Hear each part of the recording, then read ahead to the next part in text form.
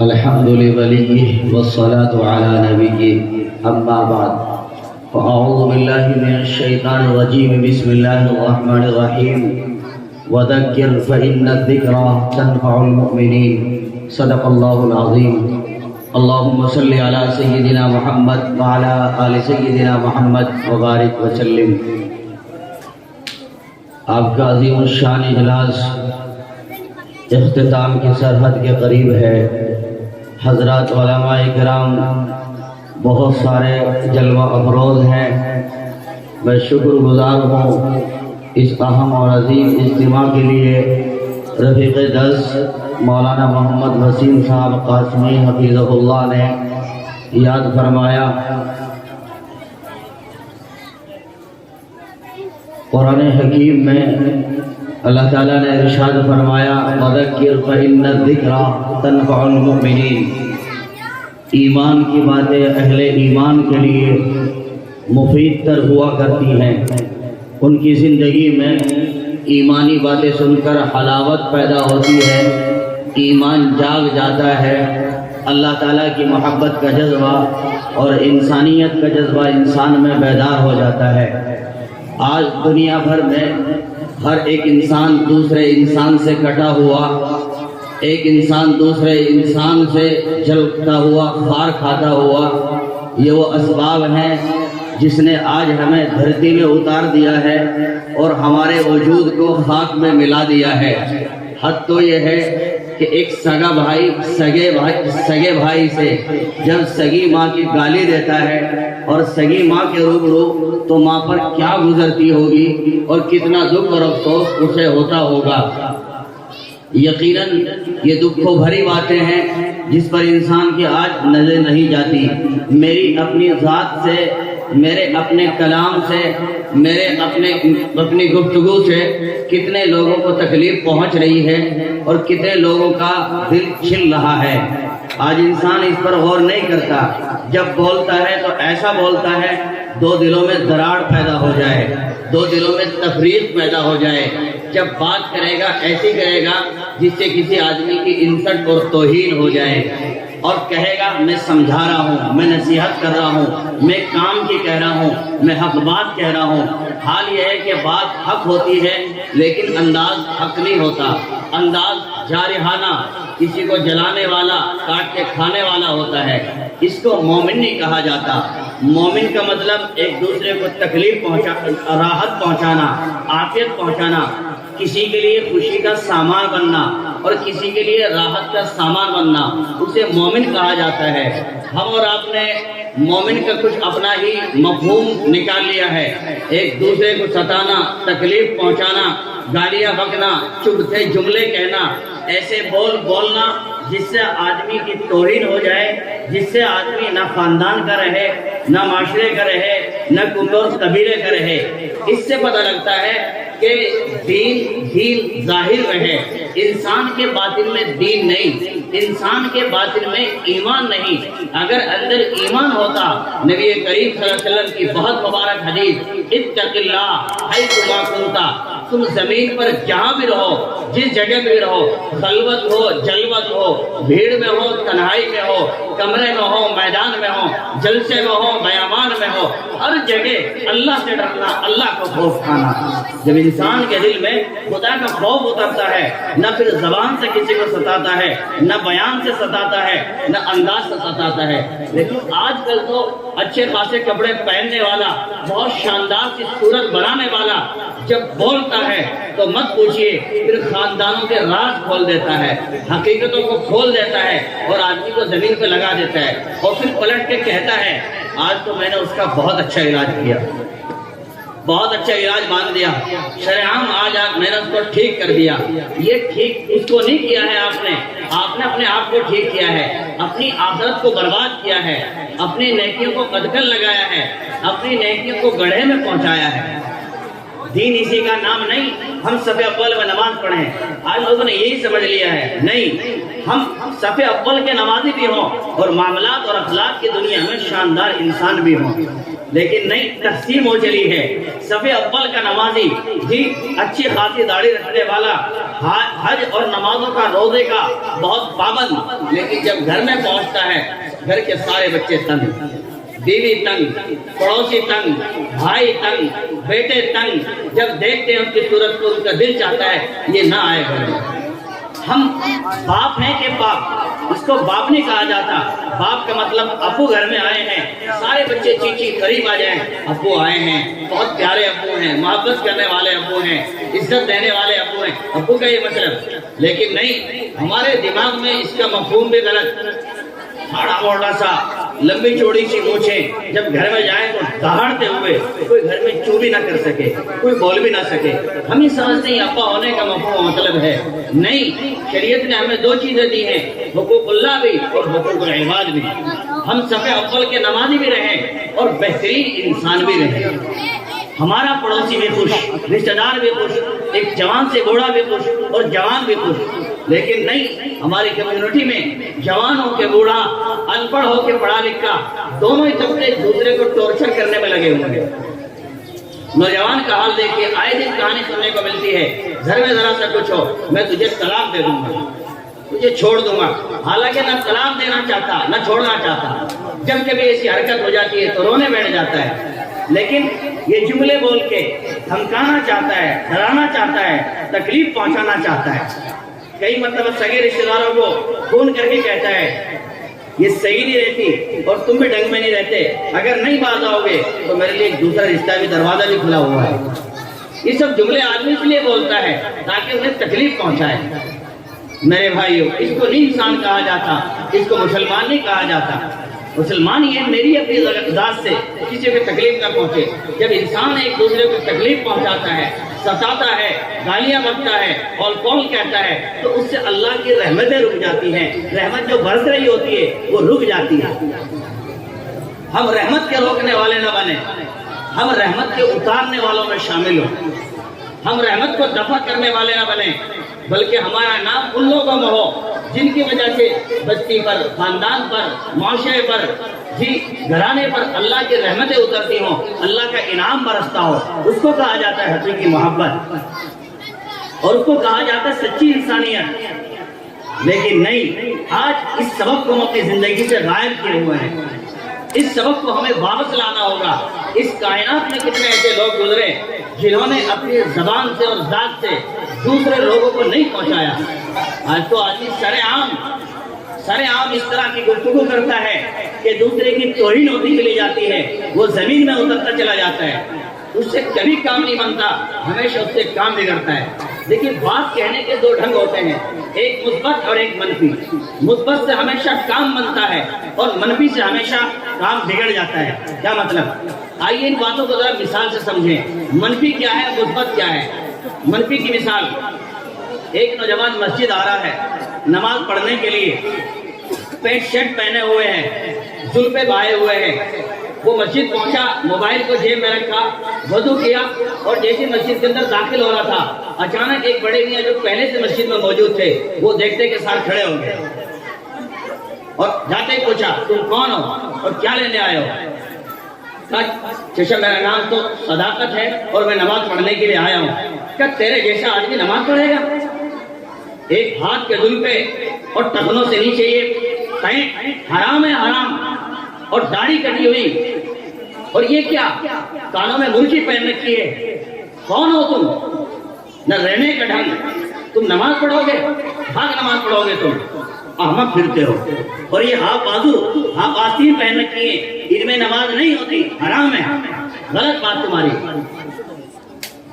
اب اس نے یہ ساری باتیں سنی, وہ کام گیا اور سہم گیا. یہ ہوتے ہیں کون ہے کون ہے یہ شخص؟ کا نماز پڑھو جلدی, پھر ملتا ہوں. چنانچہ اس نے جلدی سے 2 رکعت پڑھی الٹی سیدھی. اب اسے خوف تھا, پھر ملے, اور ہاں ہو کس کے تم؟ تمہارے بابا کا نام کیا ہے؟ کہ میرے ابو کا نام تو, کہا وہ بھی اتنا ہی بگڑ, وہ تیرے سے بھی کہیں ہاتھ آگے, تمہارا تو ہوا کا ہوا خراب ہے. یہ صورت ہوتی ہے نماز پڑھنے کی, یہ صورت ہو آنے کی اور بیٹے مائیں یہ کوئی وقت ہے نماز پڑھنے کا؟